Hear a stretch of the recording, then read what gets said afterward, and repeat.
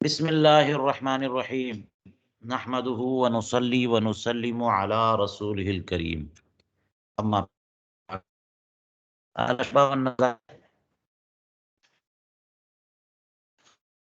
فن قواعد ہے، اس کی نوع ثانی، جس میں مزید 19 قواعد ذکر کیے جو اجماعی ہیں۔ ان 19 قواعد میں 3 کا بیان ہو چکا اور آج چوتھا قاعدہ شروع کرنے جا رہے ہیں۔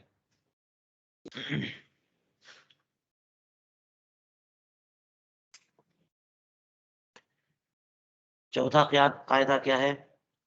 التابع تابع، تابع تابع ہوتا ہے۔ یہاں مبتدا اور خبر کی ترکیب تو بالکل واضح ہے، لیکن یہ جو آپ پڑھتے ہیں کہ مبتدا اور خبر میں مغایرت ہونی چاہیے کہ مسند اور مسند الیہ جو ہے یہ ایک ہی ہو جائیں تو تحصیل حاصل ہو جائے، اور شے پر اسی شے کا حمل ہونا لازم آئے گا۔ تو اس لیے تابع سے مراد جو ہے وہ ہے کہ جو کسی چیز کا تابع ہو، یعنی حقیقت حال کے اعتبار سے، اور خبر کے مقام پر جو لفظ تابع ہے اس سے مراد یہ ہے کہ وہ اس کے تابع ہی ہوگا احکام میں بھی۔ جہتیں بدل جاتی ہیں تو پھر مبتدا اور خبر میں یکسانیت نہیں مانی جاتی۔ جیسے بلاغت میں آپ نے پڑھا ہوگا انا ابو النجم و شعری شعری، میرا شعر ہے، تو یہ کیسے درست ہو گیا؟ یا آپ لوگ کہتے ہیں کہ زید تو زید ہے، تو اس کا مطلب یہی ہوتا ہے کہ جس کو، یعنی مبتدا وہ ہے جو معہود ہے، اور خبر وہ ہے جس سے اس کا ایک مفہوم اخذ کر کے مبتدا کے لیے ثابت کیا جاتا ہے، تو کچھ نہ کچھ مغایرت آ جاتی ہے۔ التابع تابع، یعنی جسے آپ تابع کہتے ہیں یا جو تابع ہوتا ہے، اصل حقیقت کے اعتبار سے وہ حکم میں بھی تابع ہوتا ہے، یعنی اپنی اصل سے یعنی مطبوع سے وہ منفک نہیں ہو سکتا ہے۔ یوں جو چیز کسی کی تابع ہو وہ تابع ہی رہتی ہے، یعنی اپنے مطبوع سے اسے جدا نہیں کر سکتے۔ یہ مطلب ہے التابع تابع کا۔ فرماتے تدخل فیہا قواعد، اس میں تو چند قواعد داخل ہیں، یعنی التابع تابع کی وضاحت کے لیے اس کے تحت جتنے ذیلی قواعد ہوں گے ان کو بیان کریں گے، اور ان کے بیان سے اور ان قواعد کی مثالوں کی تشریح سے یہ مرکزی جو قاعدہ ہے التابع تابع، یہ بھی خوب اچھی طرح واضح ہو جائے گا۔ تو دیکھیے کون سا ذیلی قاعدہ؟ فرمائے پہلا قاعدہ یہ کہ انہ لا یفرد بالحکم، کہ تابع کا حکم یہ ہے کہ چونکہ تابع تابع ہوتا ہے تو اس کا حکم یہ ہے کہ وہ اس پر الگ سے حکم نہیں ہو سکتا، تابع پر مطبوع سے الگ کر کے حکم نہیں لگایا جا سکتا۔ جو حکم مطبوع کا وہی حکم تابع کا۔ راستہ بیچ دیا آپ نے تو حق مرور بھی بک گیا، حق مرور کو راستے سے الگ کر کے نہیں بیچ سکتے، یا پھر یہ کہ گھر سے الگ کر کے نہیں بیچ سکتے۔ کوئی بھی چیز دیکھ لیجئے، تابع تابع ہوتا ہے، لہٰذا تابع کو مطبوع سے الگ نہیں کر سکتے، لہٰذا حکم میں بھی اس کو مطبوع سے الگ نہیں کر سکتے۔ انہ لا یفرد بالحکم، اس پر الگ سے حکم نہیں لگ سکتا۔ اس کی وضاحت کے لیے دیکھیے اس کے فروع کو سمجھیے. ومن فروعها الحمل يدخل في بيع الام طبعا ولا يفرد بالبيع. فرمایا کہ یہ جو ذیلی قاعدہ ہے کہ لا یفرد بالحکم یعنی تابع پر الگ سے حکم نہیں لگ سکتا، اس کے فروع میں سے یہ مسئلہ کہ حمل ماں کی بے میں طبعاً داخل ہوگا، یعنی جب باندی کو جو حاملہ ہے اس کو بیچیں گے تو ساتھ میں اس کے شکم میں جو حمل ہے وہ بھی بک جائے گا. یا پھر جانوروں کے بارے میں اور زیادہ واضح مسئلہ ہوگا کہ کسی بکری کو فروخت کیا، طرح حالے کی بکری کے پیٹ میں بچے تھے، تو بکری کی تبعیت میں بچے بھی بک جائیں گے. بیچنا بھی درست ہے اور خریدار کا خریدنا بھی درست ہے. تو یہ ہو گیا نا کہ طبعاً داخل ہوں گے. ولا یفرد بالبیع ان کو الگ سے نہیں بیچا جا سکتا، یعنی ماں کو بیچیں گے تو حمل کی بھی بیع طبعاً تو ہو جائے گی، لیکن حمل کی بیع الگ سے نہیں کی جا سکتی. لہٰذا ماں کو تو نہ بیچیں اور جو بچہ اس کے شکم میں ہے اسے اسی حالت میں حمل کی حالت میں ہی بیچ دیں، یہ نہیں، اس کی گنجائش نہیں ہے. تو دیکھ لیا آپ نے کہ پہلا قاعدہ اس قاعدے کے تحت یہ تھا کہ تابع کو حکم میں مطبوع سے الگ نہیں کیا جا سکتا، لہذا ماں کی تبعیت میں وہ تو بیچا جا سکتا ہے لیکن ماں سے الگ کر کے حمل کو بیچ دیا جائے کہ حمل کو تو بیچ دیا اور ماں کو نہیں بیچا، یہ نہیں ہوگا. والہبۃ کالبیع، یہ جو مسئلہ بتایا بیع کا، ہبہ کا بھی مسئلہ ایسا ہی ہے. جیسے حمل کو ماں سے انفرادن یعنی ماں کے ساتھ نہیں بلکہ الگ سے حمل کو بیچ دینا یہ نہیں ہو سکتا. اسی طرح سے حمل کو ہبہ کر دینا بھی نہیں ہو سکتا. جیسے بیچ نہیں سکتے الگ سے، اسی طرح سے اس کو ہبہ بھی نہیں کر سکتے، گفٹ بھی نہیں دے سکتے کہ کسی کو دے دیا.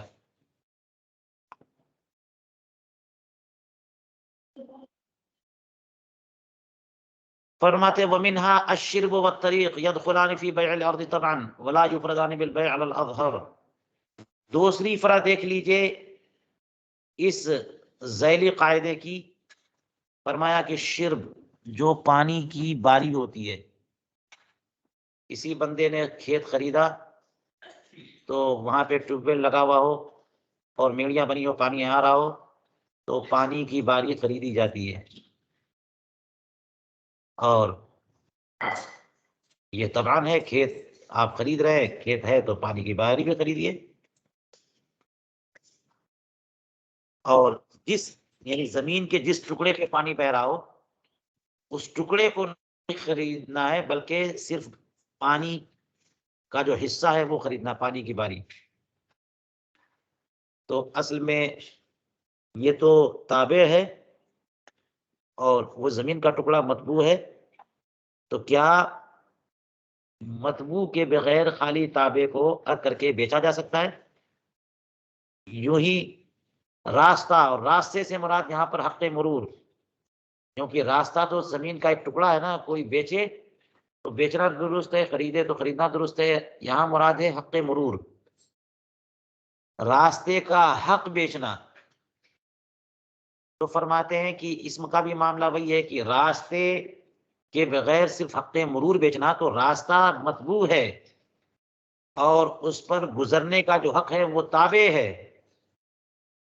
تو جب زمین بیچیں گے تو حق مرور بھی ساتھ مل جائے گا، لیکن حق مرور کو زمین سے جدا کر کے یا حق شرب کو زمین سے جدا کر کے کوئی بیچے تو یہ بیع نہیں ہو سکتی. فرماتے ہیں شرب اور حق مرور، حق طریق، یہ دونوں کے دونوں زمین کی فروخت میں طبعاً داخل ہو جاتے ہیں، لیکن ان کو ان دونوں کو الگ سے نہیں بیچا جا سکتا. ولا یفردان بالبیع، یہ مسئلہ بالکل ظاہر ہے. جی لہذا کوئی بندہ کہے کہ میں زمین سے الگ کر کے صرف باری خریدتا ہوں پانی کی، اور وہاں کوئی بھی چیز اس کے اگل بغل زمین بھی نہیں ہے، اس کی کھیت بھی نہیں ہے، یا صرف حق مرور خریدتا ہوں، تو حق مرور کو زمین سے جدا کر کے نہیں خرید سکتے، نہیں بیچ سکتے. لیکن زمین جب خریدیں گے تو اس کو استعمال کرنے کا حق خود بخود مل جاتا ہے. ہاں یہاں پر میں ضرور یہ کہنا چاہوں گا کہ تجربہ کا معاملہ تو ہوتا ہے. جس بندے کی زمین ہوتی ہے، کھیت ہے، وہاں پانی آ رہا ہے، تو وہ شرب تو بیچتے خریدتے ہیں لوگ. تو یہ کیسے ہو جائے گا؟ یہ چونکہ اس کی اپنی زمین ہے اس لیے وہ خریدتا ہے، اور اس کو اس تعویل میں لیا جاتا ہے کہ پانی خریدنا، حالانکہ پانی کی باری خریدتے ہیں یہ عرف کی بنیاد پر. ورنہ جب شرب خرید پانی کی باری تو اور اگر پانی خریدا تو پانی کی مقدار کیا ہے، کتنا پانی خریدا، کتنے میں خریدا، یہ تو طے ہوتا ہے کہ مہینے میں اتنا پیسہ دیں گے. لیکن اتنے دنوں میں کتنا پانی آپ کے کھیت میں جائے گا، کیا مقدار ہوگی، یہ سب تو مجہول ہے. اس لیے یہ امور جو ہے نا حاج اور تعامل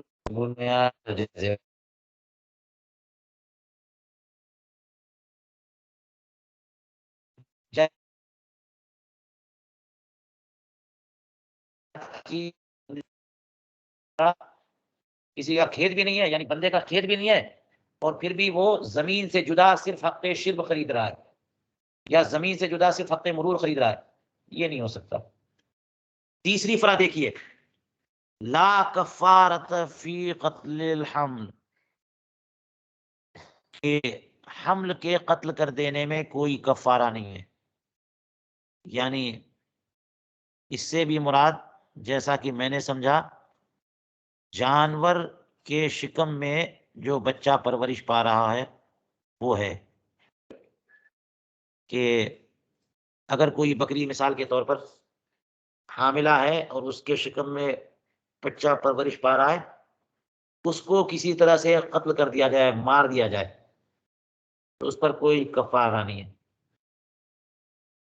جی یہ میں نے اس وجہ سے کہا کیونکہ اگر کوئی خاتون حاملہ ہے اور ان کے شکم پر کسی نے ضرب لگائی جس کی وجہ سے وضع حمل ہو گیا اور بچہ مردہ پیدا ہوا، تو وہاں پر کفارہ ہوتا ہے، غرہ دینا پڑتا ہے. رسول کریم علیہ الصلوۃ والسلام کا ارشاد ہے، غلام جو ہے نا اس کے حوالے کرنا ہوتا ہے.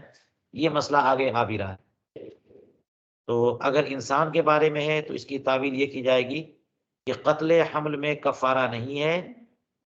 جی اس سے مراد وہ مار کر کے نہیں، کسی اور طور پر کسی اور آلے سے قتل کر دینا، یا پھر یہ کہ اس سے مراد وہ جو ہوتا ہے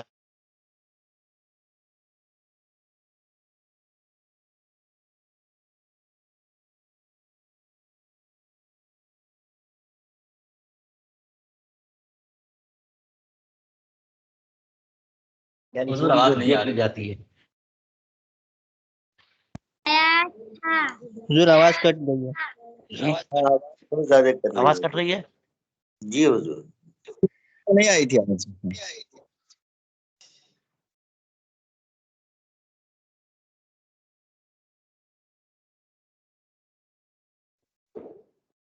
چلیے دیکھتے ہیں.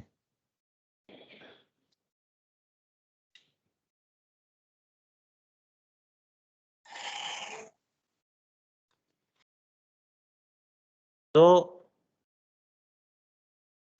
میں یہ عرض کر رہا تھا کہ وہ کفارۃ فی قتل الحمل، اس پر کچھ میں نے معروضات پیش کر دیے ہیں. کہتے ہیں ومنہا لا لعان بنفیہ، ایک مسئلہ اس کا یہ بھی ہے کہ اگر حمل کی نفی کرتے ہیں تو اس پر لعان نہیں ہوتا. یعنی حمل کی نفی پر لعان نہیں ہوتا.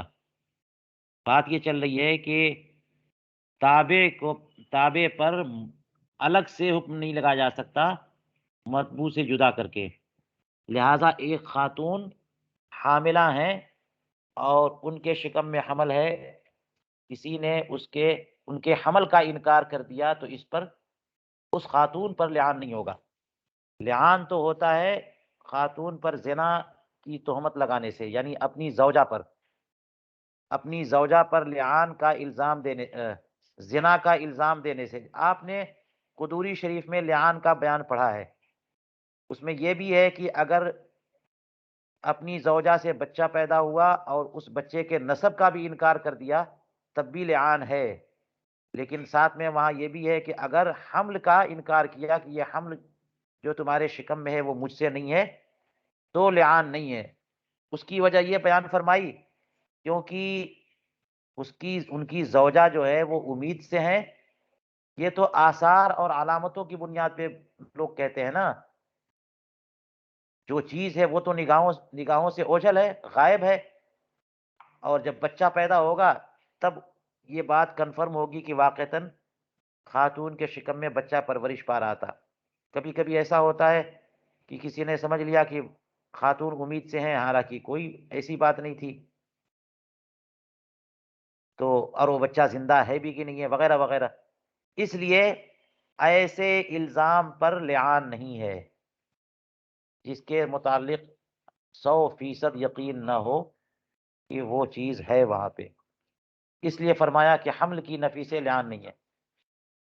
لہٰذا یہاں پر حمل پر مستقلاً حکم لگایا جا رہا ہے کہ یہ حمل مجھ سے نہیں ہے، لہٰذا مستقلاً حکم نہیں لگایا جا سکتا، لہٰذا لعان نہیں ہوگا. چلیے 3-4 مثالیں آپ نے پڑھ لی کہ تابع پر الگ سے حکم نہیں لگایا جا سکتا. وخرجت عنہا مسائل. اب اس سے کچھ مستثنا مسائل کی تابع پر مطبوع سے الگ مستقلاً حکم لگایا جا سکتا ہے. دیکھ لیجئے مستثنا مسائل کی مثالیں. منہا یصح اعتاق الحمل دون امہ بشرط ان تلدہ لأقل من 6 اشہر. پہلی مثال مستثنیات کی یہ ہے کہ حمل کا آزاد کرنا یہ درست ہے ماں کو آزاد کیے بغیر. یعنی زید کی کوئی باندی ہے اور زید نے اپنی باندی کو کسی دوسرے کے نکاح میں دیا اور وہ باندی دوسرے سے حاملہ ہوئی تو اس کے شکم میں جو بچہ پرورش پا رہا ہے وہ بھی تو غلام یا باندی ہے زید کا یا زید کی، یعنی غلام ہے یا باندی ہے. تو ایسی صورت میں فرمایا کہ ماں کو آزاد نہ کریں اور صرف حمل کو آزاد کریں. یہ درست ہے کہ نہیں ہے؟ فرمایا درست ہے، یصح. یہاں دیکھیے مستقلاً تابع پر حکم لگ رہا ہے بشرط ان تلدہ، لیکن اس کی شرط کیا ہے کہ وہ خاتون جو باندی ہے وہ 6 مہینے کے اندر اندر وہ بچہ جن دے. اور یہ اس لیے تاکہ کنفرم ہو جائے کہ جب اس نے آزاد کیا، جب اس نے اعتاق کی بات کہی اس وقت وہ بچہ ماں کے شکم میں تھا، کیونکہ کنفرمیشن ضروری ہے نا، یقین ضروری ہے. اور آپ جانتے ہیں کہ حمل کی کم سے کم مدت، اقل مدت 6 مہینہ ہے، اکثر مدت 2 سال ہے، اقل مدت 6 مہینہ ہے. تو اس لیے اگر 6 مہینے سے زائد یعنی 7، 8، 9 مہینے میں اگر اس خاتون نے اس بچے کو پیدا کیا تو وہاں احتمال آ سکتا ہے، وہاں احتمال آ جاتا ہے کہ ہو سکتا ہے کہ جس وقت اس بندے نے کہا تھا کہ میری باندی کے شکم میں جو بچہ ہے وہ آزاد، اس وقت وہ حاملہ نہ ہو، اگلے مہینے حاملہ ہو گئی، اور اس اعتبار سے ہم جوڑ رہے ہیں تو 7 مہینے میں بچہ پیدا ہوا، حالانکہ اگلے مہینے حاملہ ہوئی تھی، 6 مہینے میں بچہ تو پیدا ہو سکتا ہے. تو جہاں پر احتمال آ جاتا ہے وہاں جو ہے آپ اس پر حمل نہیں کر سکتے کہ یہ بات بالکل صحیح ہے، یا یقین نہیں ہو سکتا کہ جس وقت اس نے کہا تھا کہ حمل آزاد، اس وقت حمل تھا بھی، اس کا یقین نہیں ہے. اسی لیے شرط لگائی کہ جب اس نے یہ کہا ہے کہ حمل کو آزاد کرتا ہوں، اس وقت ماں کے شکم میں حمل ہونا چاہیے. اور اس کی علامت یہ ہے کہ جب اس نے کہا اس کے بعد سے 6 مہینے کے اندر اندر وہ باندھی بچہ جن دے. تو یہ مثال بن گئی کہ حمل پر ایک حکم لگ سکتا ہے آزادی کا، لیکن ماں آزاد نہیں ہوگی. وَمِنْهَا يَصِحُّ إِفْرَادُهُ بِالْوَصِيَّةِ بِالشَّرْطِ الْمَذْكُورِ. دوسری مثال لیجئے مستثنیات میں سے. فرماتے ہیں کہ یہ بھی ہے کہ حمل کے لیے الگ سے وصیت کرنا درست ہے. حمل کے لیے الگ سے وصیت کرنا درست ہے.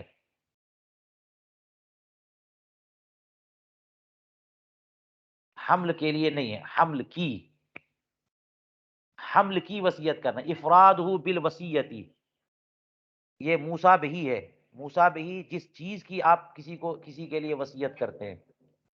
تو کسی نے اپنی باندی کے شکم میں جو بچہ ہے، چونکہ وہ اس کا غلام ہے، اس کی وصیت کر دی زید کے لیے، اپنے بھائی اپنے دوست کے لیے، کہ میری باندی کے شکم میں جو بچہ ہے وہ میرا غلام ہے، میں نے اس کے تعلق سے وصیت کی کہ وہ ہو جائے گا فلاں کا، یعنی میری موت کے بعد.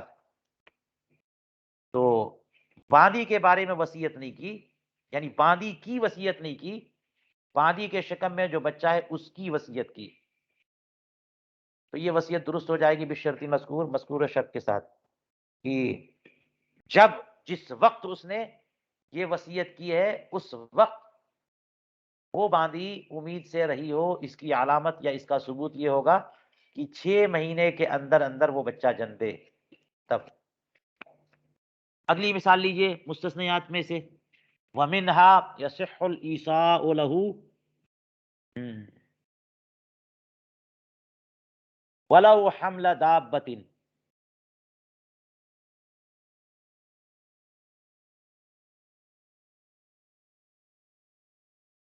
اور وَلَوْ حَمْلَ دَابَّةٍ جو میں نے منصوب پڑھا، یہ منصوب بنظر الخافظ کہتے ہیں اس کو، ورنہ ایک نسخے میں وَلَوْ بِحَمْلِ دَابَّةٍ ہے. تو فرماتے ہیں کہ اس کے لیے وصیت کرنا بھی درست ہے. ابھی اوپر پڑھا اس کی وصیت کرنا، اور اب کہہ رہے اس کے لیے وصیت کرنا، یعنی موسیٰ لہو بنانا اس کو. جو بچہ ماں کے شکم میں ہے، کیا اس کے حق میں، یعنی اس کے لیے کسی چیز کی وصیت کر سکتے ہیں؟ طرح حال ہے کہ اس کی ماں کے لیے وصیت نہ ہو. یہاں پر مستثنیات کی مثالیں چل رہی ہیں. تو ہاں یہ مثال ہے کہ اس کی ماں کے لیے وصیت کے بغیر اس کے شکم میں جو بچہ ہے اس کے لیے وصیت کر سکتے ہیں. لہذا کہہ سکتے ہیں کہ اس خاتون کے شکم میں جو بچہ ہے اس کو میری طرف سے میرے مرنے کے بعد اتنا مال دے دیا جائے. تو عیسیٰ لہو ہو گیا. فلاں خاتون کے شکم میں جو بچہ ہے اس کو میرے مرنے کے بعد میرے مال سے اتنا دے دیا جائے. یہ تو انسانوں کی مثال پیش کر رہا تھا میں. ولو حمل دابۃ کہا، جانور کا حمل ہو تب بھی، کہ میری فلاں بکری اس کے شکم میں جو بکری کا بچہ ہے اس بچے کے اوپر میری رقم سے میرے مرنے کے بعد اتنا پیسہ خرچ کیا جائے. اس طرح سے وصیت کریں گے تو درست ہے. اور اگر اس کو ولو بحمل دابۃ پڑھے، ولو بحمل دابۃ، تو اس کا مطلب یہ ہوگا، اس کی توضیح یہ ہوگی کہ حمل کے لیے وصیت کرنا درست ہے ماں کے بغیر، اگرچہ دابہ کے حمل کی وصیت کرے. یعنی موسیٰ لہو بھی حمل ہے اور موسیٰ بہی بھی حمل ہے. تو اس کی توضیح یوں سمجھ لیں کہ باندی یا بیوی کے شکم میں ایک بچہ ہے اور اس کے لیے زید وصیت کر رہا ہے کہ میرے مرنے کے بعد میری زوجہ کے شکم میں جو بچہ ہے یا میری باندی کے شکم میں جو بچہ ہے اس کو یہ چیزیں دے دی جائیں، اور جو چیزیں دے رہا اس میں ایک جانور کے شکم میں جو بچہ ہے وہ بھی دے رہا ہے، کہ میری زوجہ کے شکم میں جو بچہ ہے اس کو میری فلاں گھوڑی یا گدھی یا پھر یہ کہ اونٹنی یا گائے کے شکم میں جو بچڑا پل رہا ہے وہ بچڑا دے دیا جائے میری زوجہ کی کے شکم میں جو بچہ ہے، تو موسیٰ لہو بھی حمل ہے اور موسیٰ بہی بھی حمل ہے، یہ اس وقت جبکہ یہاں پر حمل پر با موجود ہو۔ چلیے یہاں پر دیکھ لیجئے کہ الگ سے ایک حکم لگ رہا ہے تابع پر نہ کہ مطبوع پر۔ وَمِنْهَا يَصِحُّ الْإِقْرَارُ لَهُ إِنْ بَيَّنَ الْمُقِرُّ سَبَبًا صَالِحًا وَوَلَدَ لِأَقَلَّ مِنْ 6 أشهر۔ یہ مثالیں دیتے جا رہے ہیں اور یہ مثالیں آسان نہیں ہیں، آپ دیکھ لیجئے کتنی کئی جہتوں سے اس کی وضاحت کرنی پڑتی ہے، تب جا کے مسئلہ کلیئر ہوتا ہے۔ آگے مستثنیات میں سے ایک اور مثال فرما رہے ہیں جی، فرما رہے ہیں کہ یصح الاقرار لہو، حمل کے لیے اقرار بھی درست ہو جاتا ہے جبکہ مقر کوئی مناسب سبب ظاہر کرے اور بچہ 6 مہینے کے اندر اندر یعنی 6 مہینے سے کم میں بچہ پیدا ہو جائے۔ آپ نے کتاب الاقرار میں پڑھ لیا نا کہ ایک بندہ ہوتا ہے مقر کہ جو اقرار کرتا ہے، اور ایک ہوتا ہے مقر لہو جس کے لیے اقرار کرتا ہے جی، اور ایک ہوتا ہے مقر بھی جس بات کا اقرار کرتا ہے۔ جیسے کہہ دیا زید نے کہ میرے اوپر بکر کے لیے 1000 ہے، تو یہ زید مقر ہوگا اور بکر مقر لہو ہوا۔ تو اب جب یہ اقرار کر رہا ہے تو اس کے لیے ضروری ہے نا کہ اقرار کرے، اقرار سے وہ چیز ثابت ہو جاتی ہے کہ 1000 اس کے ذمے آ گیا، لیکن یہ تو ایک نتیجہ ہے نا، ایک تابع ہے۔ یہ جب اقرار کرے گا تو کسی نہ کسی سبب سے اقرار کرے گا نا کہ کس چیز کے 1000 ہیں، اس نے کوئی چیز تمہیں بیچی تھی یا کسی نے وصیت کی ہے یا تم نے کبھی قرض لیا تھا یا کیسے ہے، کوئی سبب نہیں بتایا، محض اقرار کی بنیاد پر اقرار درست ہو جاتا ہے اور اتنے پیسے اس کے ذمے آ جاتے ہیں۔ تو عام لوگوں کے لیے تو یہ درست ہے، لیکن حمل کے لیے اقرار کیسے چلے گا؟ اس لیے فرماتے ہیں کہ اس میں شرط کیا ہے کہ مقر جو ہے کوئی مناسب سبب اپنے اقرار کا بیان کرے۔ جیسے زید نے جو ہے زید نے کسی خاتون کے حمل کے بارے میں، جو خاتون زید کے خانوادے سے نہیں ہے یعنی اس کے ذوی الارحام سے یا زوجہ یا ایت نہیں ہے، کوئی تعلق نہیں ہے، اب زید اس خاتون کے شکم میں جو بچہ پرورش پا رہا ہے اس کے لیے اقرار کر رہا ہے کہ مجھ پر فلاں خاتون کے شکم میں جو بچہ ہے اس کے لیے میرے اوپر 1000 درم ہیں۔ یہ کیسے اقرار درست ہو سکتا ہے؟ کب اس نے دیا تھا؟ عمل تو ابھی اس کا وجود ہی نہیں ہوا، ابھی دنیا میں آیا نہیں، اس نے کیسے دے دیا آپ کو؟ یا کب آپ نے قرض لیا یا کون سی چیز آپ نے لین دین کی ہے، کیا خرید و فروخت کیا آپ نے، یا کب اس نے وصیت کی ہے، کیا ہو گیا، کیسا یہ اقرار ہے؟ تو یہ ایک مشکل امر ہے، اس لیے فرماتے ہیں ان بین المقر سببا صالحا، اگر کوئی مناسب سبب مقر بیان کرے تب یہ اقرار درست ہوگا حمل کے لیے۔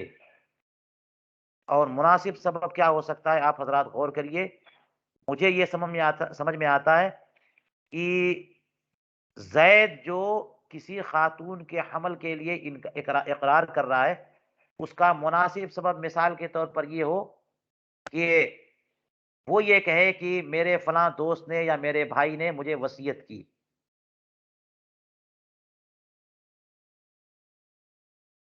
کہ جب فلاں خاتون کا بیٹا پیدا ہو یا بیٹی پیدا ہو تو اس کو اتنی رقم دے دینا، یہ مناسب سبب ہو گیا۔ یا پھر یہ کہ زید یہ کہہ رہا ہے کہ جس خاتون کے بیٹے، جس خاتون کے حمل کے بارے میں اقرار کر رہا ہوں اصل میں اس خاتون کے شوہر کہ میرے اوپر اتنے پیسے ہیں قرض، اور وہ شوہر مر گیا، طرح حال ہے کہ اس کی زوجہ امید سے تھی، تو وہ اس خاتون کے شکم میں جو بچہ ہے وہ اس دائن ہے، قرض دینے والے قرض خواہ کا بیٹا تو ہوا اور وارث ہوا، اور اس وراثت کی وجہ سے وہ حقدار ہوا کہ جو رقم اس کے باپ کی تھی کسی کے ذمے، وہ ساری کی ساری رقم اس کے ذمے آئے گی اگر اسبہ ہے تو۔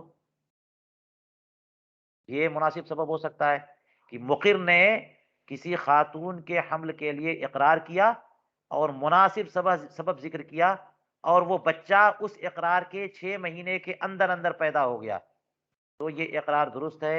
یہ اقرار کس کے لیے ہو رہا ہے؟ حمل کے لیے ہو رہا ہے، لیکن ماں کے لیے نہیں ہو رہا ہے۔ تو بات یہی چل رہی تھی کہ تابع پر مطبوع سے جدا مستقلاً کوئی حکم لگ سکتا ہے یا نہیں، یہ مستثنیات کی مثال، ہاں یہ مثالیں ہیں کہ حکم لگ سکتا ہے۔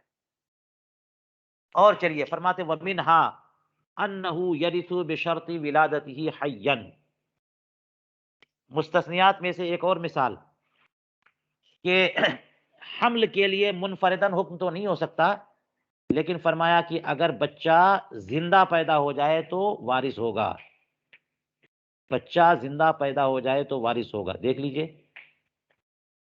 یعنی مستقلاً اس کی مثال یوں لے لیجئے کہ زید کے پاس ایک باندی تھی، اور زید نے اس باندی کو حاملہ کیا، تو اب خود مالک سے جب حاملہ ہے تو وہ جب بچہ جنے گی تو وہ تو ام الولد بن گئی نا، اور اس سے جو بچہ پیدا ہوا وہ ثابت النسب ہوا زید کا، تو اس لیے اگر زید کا انتقال ہو جاتا ہے تو وہ بچہ وارث ہوگا، اس کی ماں وارث نہیں ہوگی، کیونکہ ماں تو ام الولد ہے۔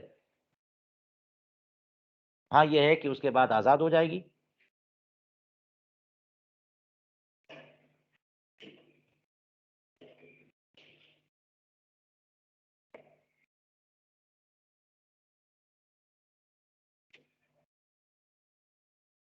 یہاں جو حین کی قید لگی ہے، اس کا حاصل یہ ہے کہ اصل میں بہت سارے احکام جو انفرادی طور پر حمل کے لیے ثابت ہوتے ہیں اور مطبوع کے لیے ثابت نہیں ہوتے، وہ اصل میں تعلیق کے طور پر ہوتے ہیں۔ کئی مثالیں اس کی ہیں، اور علامہ حموی نے اس کا ذکر کیا ہے تعلیق کے طور پر، یعنی کہہ تو رہا ہے ابھی، لیکن وہ حکم جو لگا رہا ہے ابھی وہ نافذ ہوگا جب بچہ پیدا ہو جائے گا تب۔ وجہ یہ ہے کہ آپ یہ سمجھتے ہیں کہ وہ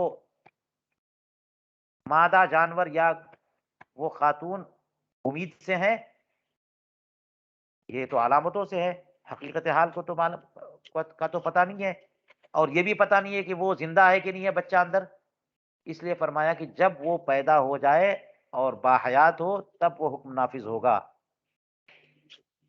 فرماتے وَمِنْهَا أَنَّهُ يُورِثُ فَتُقْسَمُ الْغُرَّةُ بَيْنَ وَرَثَةِ الْجَنِينِ إِذَا ضُرِبَتْ بَطْنُهَا فَأَلْقَتْهُ۔ ایک اور مستثنیات میں سے ایک مثال دیکھ لیجئے، فرماتے ہیں کہ حمل مورث بھی ہوگا، جیسے حمل وارث ہوگا اسی طرح سے وہ دوسروں کو وارث بنائے گا بھی۔ حمل میں جو بچہ ہے وہ دوسروں کو وارث بنائے گا بھی، جیسے فرمایا کہ غرہ جو ہے جنین کے ورثہ میں تقسیم کیا جائے گا، جبکہ ماں کے شکم پر ضرب لگائی جائے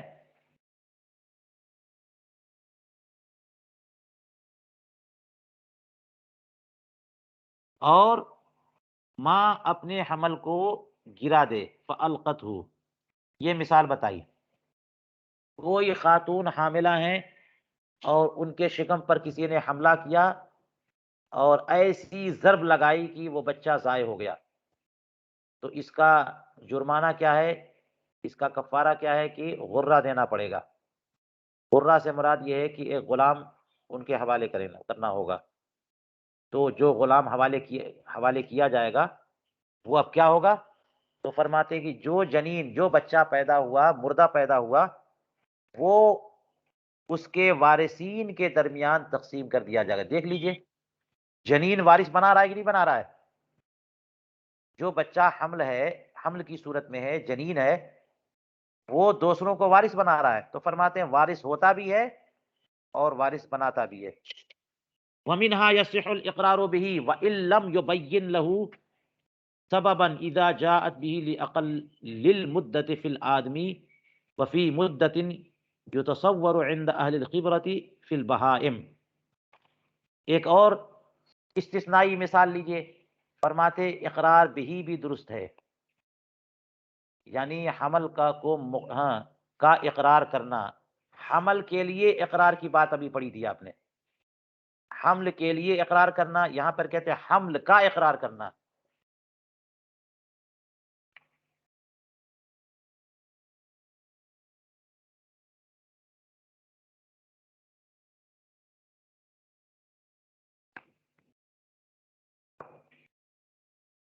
اور حمل کا اقرار کا مطلب یعنی اسے مقر بھی بنایا کہ یہ حمل فلاں کا ہے،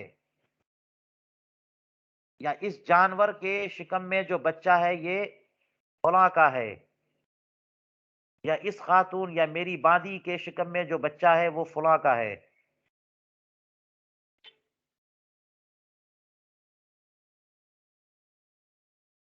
یا یہ بچہ جو ہے، اس خاتون کے شکم میں جو بچہ ہے وہ فلاں کا غلام ہے، فلاں کی باندی ہے۔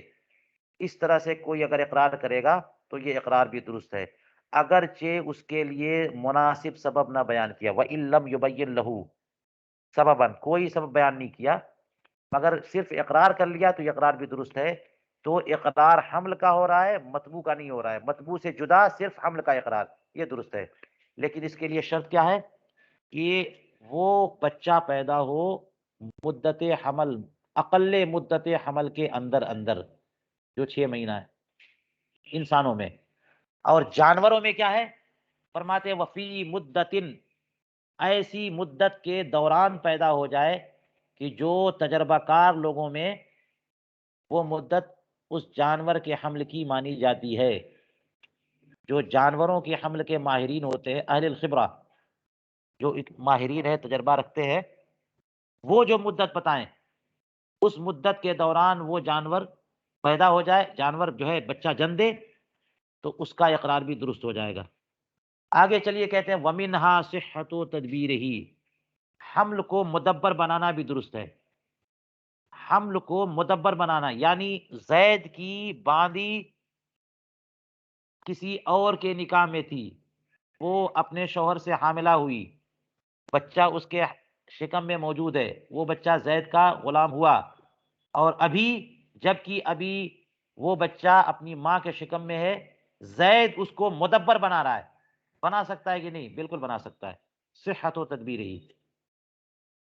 اور چلیے فرماتے وَمِنْهَا ثبوت و نسبہ، حمل کا ثابت النسب ہونا، یہ بھی درست ہے، یہ بھی۔ لہذا مثال کے طور پر آپ نے یہ بات پڑھی ہوگی کہیں پہ کہ زید اپنی باندی کے حمل کا اقرار کرے تو حمل اس کا ثابت النسب ہوتا ہے۔ جیسے زید کی زوجہ اگر امید سے ہے تو زید کا یعنی شوہر کا اقرار کرنا یہ ضروری نہیں ہے ثابت النسب ہونے کے لیے، کیونکہ فراش قوی ہے نا، نکاح کا فراش قوی ہوتا ہے، لہذا شوہر کا اقرار کرنا، دعویٰ کرنا یہ ضروری نہیں ہے، بلکہ وہ انکار بھی کرے گا تب بھی بچہ ثابت النسب ہوگا، کیونکہ رسول کریم علیہ السلام نے فرمایا ہے الولد للفراش وللعاہر الحجر۔ ہاں، فراش ضعیف میں اقرار ضروری ہے، اور فراش ضعیف کیا ہے؟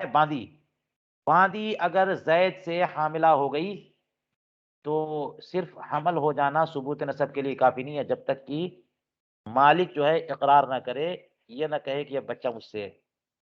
اس لیے کہتے ہیں یہاں ثبوت نسب کی بات آ گئی، ماں کے بارے میں کوئی دعویٰ نہیں، بلکہ اس کے شکم میں جو حمل موجود ہے اس پر مستقلاً حکم لگانا کہ یہ مجھ سے ہے، یہ بالکل درست ہے۔ فرماتے فقول صاحب الہدایہ فی باب اللعان ان الاحکام لا تترتب علی الحمل قبل وضعہ، لہذا ثبوت نسب کی جو بات کر دی ہے انہوں نے، فرما رہے ہیں کہ صاحب ہدایہ نے لعان کے بیان میں جو مسئلہ لکھا ہے وہ مسئلہ لیس علی اطلاق ہی جی. تو فقول مضاف اور صاحب الہدایہ پورا آخر تک یہ مضاف الیہ اور مضاف الیہ مل کر کے مبتدا ہوا، اور لیس علی اطلاق ہی یہ ہے خبر. صاحب ہدایہ کا یہ ارشاد یہ اپنے اطلاق پر نہیں ہے. کون سا ارشاد؟ جو انہوں نے لعان کے بیان میں فرمایا. وہ کیا ہے؟ وہ یہ ہے، صاحب ہدایہ فرماتے ہیں کہ احکام حمل پر جو مرتب ہوتے ہیں وہ وضع حمل کے بعد ہوتے ہیں، وضع حمل سے پہلے نہیں ہوتے. حمل پر جو احکام نافذ ہوتے ہیں وہ سب کب ہوتے ہیں؟ وضع حمل کے بعد، وضع حمل سے پہلے نہیں. صاحب ہدایہ نے یہ فرمایا، تو مصنف کہتے ہیں کہ یہ مطلقاً نہیں ہے. کبھی کبھی وضع حمل سے پہلے بھی احکام ثابت ہو جاتے ہیں، جیسے ثبوت نسب کا مسئلہ. لما علمت من ثبوت الاحکام لہو قبلہ، کیونکہ آپ کو پتہ چل چکا کہ کچھ احکام تو حمل کے لیے وضع حمل سے پہلے بھی ثابت ہوتے ہیں. فالمراد بعضها، لہذا صاحب ہدایہ نے جو یہ فرمایا قبل وضعہ، اس سے مراد بعض احکام، نہ کہ سارے احکام. کما اشار الیہ فی العنایہ، جیسا کہ عنایہ نے اس کی طرف اشارہ کیا. فرماتے وخرج عنها ايضا ما لو قال المديون تركت الاجل او ابطلته او جعلت المال حالا فانه يبطل الاجل. فرماتے کچھ اور مثالیں لے لیجئے، یہ بھی اس سے خارج ہیں. کہ اصل قاعدہ تو ہم یہ پڑھ رہے تھے کہ تابع متبوع سے جدا ہو جائے اور اس پر مستقلاً حکم لگایا جائے، ایسا نہیں ہو سکتا. لیکن اس سے کچھ مثالیں مستثنا ہیں. وہ ایک مثال یہ بھی ہے کہ مدیون اگر یہ بولے کہ میں نے اجل چھوڑ دیا، یا میں نے ٹائم لیمٹ جو تھی جو وقت دیا تھا، جو مدت دی تھی، وہ سب کے سب کینسل کر دیا، باطل کر دیا، یا میں نے پورے مال کو حال کر دیا. زید نے بکر کو قرض دیا، یا زید نے بکر کو کوئی مال بیچا، اور بکر نے کہا، جو خریدار ہے اس نے کہا کہ میں 1 مہینے کی مدت چاہتا ہوں کہ 1 مہینے میں پیسہ جمع کر دوں گا، ابھی نہیں دے سکتا میں. تو بیچنے والا زید جو بائے تھا وہ راضی ہو گیا کہ ٹھیک ہے چلو 1 مہینے کے بعد دے دینا. تو یہ دین میعادی ہوا کہ نہیں ہوا؟ جو میعاد خود خریدار بکر نے رکھی تھی، لیکن دوسرے تیسرے چوتھے دن بکر کہنے لگ گیا کہ ترکت الاجل، وہ جو میں نے 1 مہینے کی مدت رکھی تھی وہ چھوڑتا ہوں، یعنی میں ابھی دینے کے لیے تیار ہوں. یا پھر کہہ رہا ہے کہ میں نے باطل کیا، اسے اجل کو باطل کیا. یا پھر یہ کہہ رہا ہے کہ وہ جو مال میرے ذمے ہے، آپ نے جو مال بیچا تھا اس کی رقم جو میرے ذمے ہے، اس کو میں نے مؤجل بنانے کے بجائے معجل اور حال قرار دے دیا ہے. اس کو وہ حال ہے، معجل نہیں ہے وہ. ان تمام مثالوں میں فرماتے ہیں فَإِنَّهُ يَبْطُلُ الْأَجَلَ، اجل باطل ہو جائے گی. تو یہ مثال کیسے بنی؟ یہ مثال یوں ہے کہ اصل تو مطبوع جو ہے وہ دین ہے، اور دین موجود ہے تو ساتھ میں اجل بھی ہے. تو اجل دین کا تابع ہے، اور دین اصل ہے. دین مطبوع ہے اور اس کی جو مدت متعین کی ہے وہ تابع ہے. تو دیکھ لیجئے مستقلاً ایک تابع پر حکم لگ رہا ہے. وہ کیا حکم لگ رہا ہے؟ کہ اس کو میں کینسل کر رہا ہوں. دین کو تو کینسل نہیں کیا جا رہا ہے، اسے معاف نہیں کیا جا رہا ہے، اس کو ختم نہیں کیا جا رہا ہے، لیکن اجل کو ختم کیا جا رہا ہے. تو دین کینسل نہیں ہوا اور اجل ختم، مستقلاً حکم لگ گیا. فرماتے ہیں اجل باطل ہو جائے گی، جیسا کہ خانیہ اور دیگر کتابوں میں ہے. مع انه صفۃ للدین والصفۃ تابعۃ لموصوفها فلا تفرد بحکم. حالانکہ اجل تو دین کی صفت ہے نا. اجل کس کے لیے ہے؟ دین کے لیے. اور صفت ہمیشہ اپنے موصوف کی تابع ہوتی ہے، لہذا صفت پر مستقلاً الگ سے کوئی حکم، فلا تفرد بحکم، الگ سے کوئی حکم نہیں لگ سکتا. لیکن یہاں پر اس اجل کے ساتھ الگ حکم لگ رہا ہے کہ اجل کو میں نے ختم کیا، دین باقی، اجل ختم، میں دین ابھی دیتا ہوں. وَمِمَّا خَرَجَ عَنْهَا لو اسقط الجودة فإنه يصح لأنها حقه كما في الأصل. ایک اور استثنائی مثال لے لیجئے. فرماتے ہیں کہ اگر کسی نے جودت کی صفت ساقط کر دی، اس کا کیا مطلب ہے؟ اس کا مطلب یہ ہوا کہ زید نے بکر کو جو ہے وہ کوئی مال بیچا اور شرط یہ لگا دی کہ میں نے یہ مال جو بیچا ہے تم کو 100 درم میں، لیکن میں جیاد لوں گا، اچھے درم، کھوٹے درم نہیں لوں گا، ضیوف نہیں لوں گا، جیاد لوں گا. بھائی نے یہ شرط لگا دی، لیکن 2-4 دن کے بعد وہ کہہ رہا ہے کہ نہیں نہیں، وہ جو شرط لگائی تھی میں نے اسے میں نے ساقط کیا. تو مال کی قیمت جو ہے مطبوع اور اصل ہے، اور صفت جودت اس کی صفت ہے، تابع ہے. اور یہاں پر قاعدہ تو یہ ہے کہ تابع پر مطبوع سے الگ مستقلاً حکم نہیں لگ سکتا، لیکن یہاں پر صفت جودت کو معاف کیا جا رہا ہے، اس کو ساقط کر رہے ہیں، اور یہ حکم نافذ بھی ہو رہا ہے. اس کا مطلب یہ ہوا کہ کچھ مثالیں ایسی ہیں اور ان میں سے یہ بھی ہے کہ تابع پر حکم لگ رہا ہے اور وہ نافذ ہو رہا ہے. فَإِنَّهُ يَصِحُ، یہ حکم صحیح ہے. لِأَنَّهَا حَقُّ، کیونکہ صفت جودت جو ہے یہ تو اس کا بائع کا حق ہے، جو مثال میں نے پیش کی. کما فی الاصل، جیسا کہ کتاب الاصل میں یہ لکھا ہوا ہے. وَمِمَّا خَرَجَ عَنْهَا لَوْ أَسْقَطَ حَقَّهُ فِي حَبْسِ الرِّهْنِ قَالُوا صَحَّ ذَكَرَهُ الْعِمَادِي فِي الْفُصُولِ. اور جو مثالیں اس قاعدے سے خارج اور مستثنا ہیں ان میں سے یہ بھی ہے. سب مستثنیات کی مثالیں چل رہی ہیں. فرماتے ہیں کہ اگر اس نے اپنے حق کو رہن، حبس رہن میں ساقط کر دیا تو یہ حق ساقط ہو جائے گا. قالوا صح، اسقاط حق حبس رہن یہ ساقط ہو جائے گا. اسے فتاوی عمادیہ نے ذکر فرمایا یا عمادی نے فصول میں ذکر فرمایا. یہ کیا مسئلہ ہے؟ مسئلہ یہ ہے کہ مرتہن جو ہے وہ جب کسی کو قرض دیتا ہے اور اپنے حق کی حفاظت کے لیے اس سے رہن لیتا ہے تو رہن پر قبضہ کرتا ہے اور اسے روکے رکھتا ہے کہ جب تک تم میرا پیسہ لا کے نہیں دیتے تب تک یہ مال میرے پاس رہے گا. یہ آخر کار اگر تم نے منع کر دیا یا دینے سے عاجز رہ گئے تو پھر میں یہ مال بیچ کر کے اپنی رقم اور اپنا جو ہے وہ مال نکال لوں گا. اس لیے اسے یعنی مرتہن کو، مالک کو حبس رہن کا حق حاصل ہے. یہ اصل مسئلہ ہے. لیکن مرتہن اس حبس رہن کے حق کو ساقط کر دے تو یہ ساقط ہو جائے گا. لیکن حبس رہن کا جو حق ہے یہ تو تابع ہے. اصل میں جو حق ہے وہ تو کیا ہے؟ اس رہن کی مالیت کا،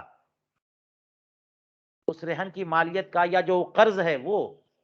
تو حبس رہن کے حق کو کینسل کرنے یا ساقط کر دینے یا معاف کر دینے سے اصل دین معاف نہیں ہوتا.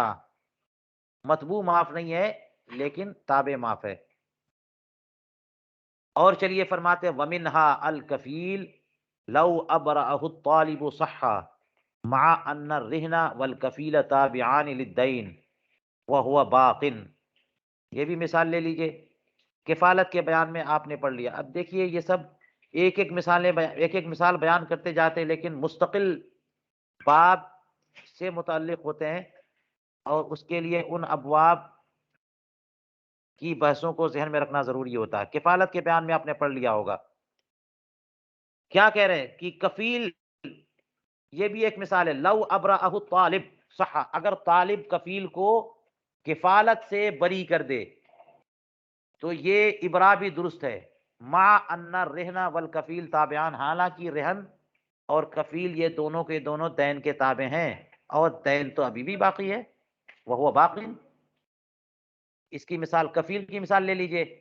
ابھی رہن کی مثال تو پیش کر دی نا کہ مرتہن نے جس کا حق رہن کی قیمت سے لگا ہوا ہے اور اس کا حق دین ہے، وہ اگر حبس رہن کو معاف کرے کہ ٹھیک ہے تم یہ مال لے کے جاؤ اپنے پاس رکھو، تو حبس رہن تو معاف ہو گیا لیکن اصل دین معاف نہیں ہوا. اسی طرح سے کفیل آگے کہتا ہے کہ جناب فلاں بندہ جو ہے اس نے تم سے کچھ قرض لیا ہے، اس کا میں ضامن اور کفیل ہوں. جب کفیل کفالت کرتا ہے، ضامن ہو جاتا ہے، تو اب طالب دین اصیل سے بھی مطالبہ کر سکتا ہے اور کفیل سے بھی مطالبہ کر سکتا ہے. یہ آپ نے پڑھ لیا ہے. طالب جو ہے وہ اصیل اور کفیل دونوں سے مطالبہ کر سکتا ہے. لیکن کبھی ایسا ہوا کہ طالب نے جو ہے وہ کفیل کو معاف کر دیا کہ چھوڑیے چھوڑیے، آپ کو میں بری کرتا ہوں، کفالت سے بری کرتا ہوں. تو جب طالب کفیل کو کفالت سے بری کرے گا تو کفیل کفالت سے بری ہو جائے گا، لیکن اس کا مطلب یہ نہیں ہے کہ دائن نہیں، مدیون جو ہے یعنی اصیل وہ بھی دین سے بری ہو جائے. تو کفالت سے ابرا دین سے ابرا نہیں ہے، حالانکہ دین اصل ہے اور کفالت تابع ہے، یا اصیل اصل ہے اور کفیل تابع ہے. تو یہاں پر تابع کے ساتھ مستقل حکم لگا کہ نہیں لگا؟ لگ گیا. لہذا کفیل کو اگر طالب بری کر دیتا ہے تو یہ ابرا درست ہے، حالانکہ کفیل دین کے تابع ہے، دین باقی ہے اور کفالت ختم. رہن کی مثال بھی گزر گئی. فرماتے ہیں ووافقنا الشافعیۃ فی الرہن والکفیل علی الاصح وخالفونا فی الاجل والجودہ فارقین بأن شرط القاعدة الا يكون الوصف مما يفرد بالعقد فإن افرد كالرهن والکفیل افرد بالحکم.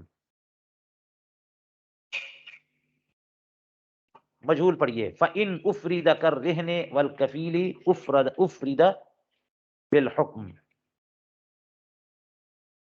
فرماتے ہیں کہ یہ جو مثالیں آئی ہیں ان میں رہن اور کفیل میں شافعیہ فقہائے شافعیہ نے ہماری موافقت کی ہے قول صحیح کے مطابق، لیکن اجل اور جودت والے مسئلے میں ہماری مخالفت کی ہے.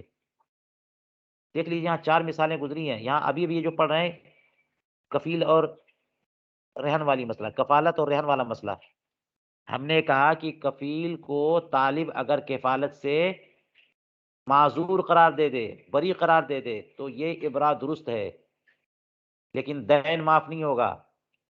اور اسی طرح سے مرتہن اگر رہن کے معاملے میں راہن کو جو ہے وہ حبس رہن کا حق دے دے اور حبس رہن کا کو معاف کر دے تو یہ حبس رہن کا حق تو معاف ہو جائے گا لیکن اصل دین باقی رہے گا. ان دونوں مسئلوں میں فرماتے ہیں کہ فقہائے شافعیہ نے ہماری موافقت کی ہے. جیسے ہم کہتے ہیں کہ حبس رہن ختم اور رہن باقی یا دین باقی، کفیل کفالت سے بری لیکن اصیل پر اصل دین باقی. ان دونوں مسئلوں میں ہماری انہوں نے موافقت کی ہے. لیکن اس سے پہلے 2 مسئلہ اور تو گزرا تھا، ایک صفت جودت والا مسئلہ اور ایک کون سا مسئلہ؟ اجل والا مسئلہ.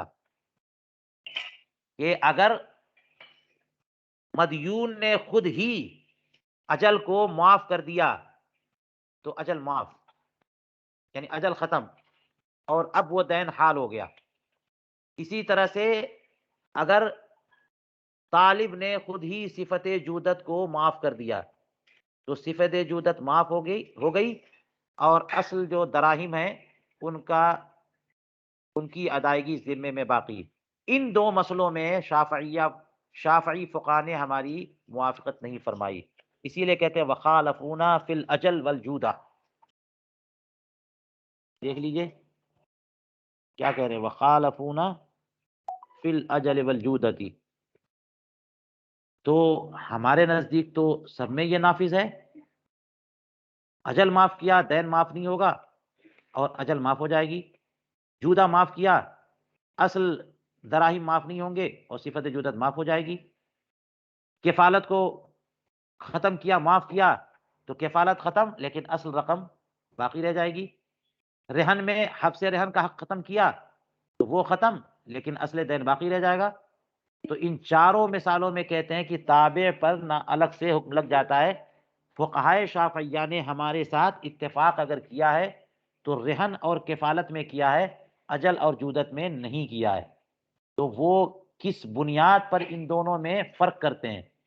رہن اور کفیل کو ایک ساتھ رکھتے ہیں، اجل اور جودت کو الگ رکھتے ہیں. فرمایا فارقین بأن شرط القاعدہ اللہ یکون الوصف مما یفرد بالعقد. وہ یوں فرق کرتے ہیں، وہ کہتے ہیں کہ یہ جو قاعدہ ہے اس کی شرط یہ ہے کہ وصف یعنی وصف کو اصل سے جدا کرنا یہ ہو تو سکتا ہے، لیکن کہاں پر؟ جہاں پر وصف کا عقد الگ سے ہو سکے.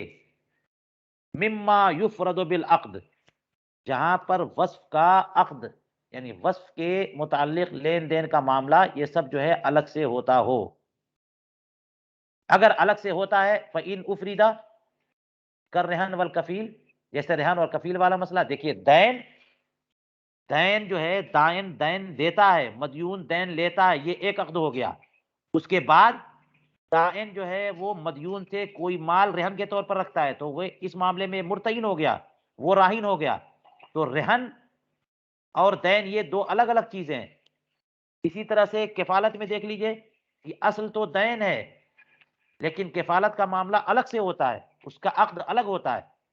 تو صفت اور موصوف یا وصف اور موصوف میں جہاں پر وصف کا عقد الگ سے ہوتا ہو وہاں پر یہ معاملہ ہے کہ اگر اس کو بری کر دے تو برات ہو جائے گی اور اصل سے برات نہیں ہوگی.